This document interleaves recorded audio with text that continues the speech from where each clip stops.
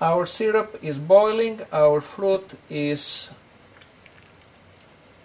hopefully quite sterilized. So we transfer it to our canning jar carefully. I don't want to make a mess.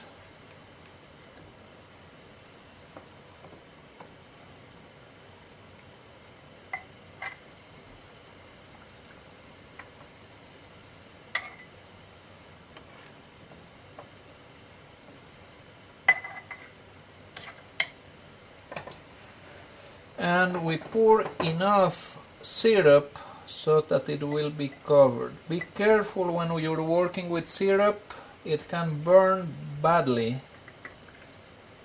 You want to handle it with exceptional care.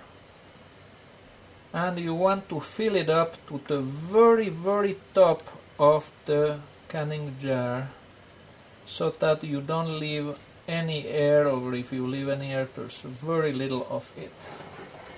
Probably will overflow a little bit. That's to be expected. So you close your canning jar. You do not close it too tight. Leave it. And then you can put it to one side until you have all your jars ready. And then you will put it back in the pressure cooker.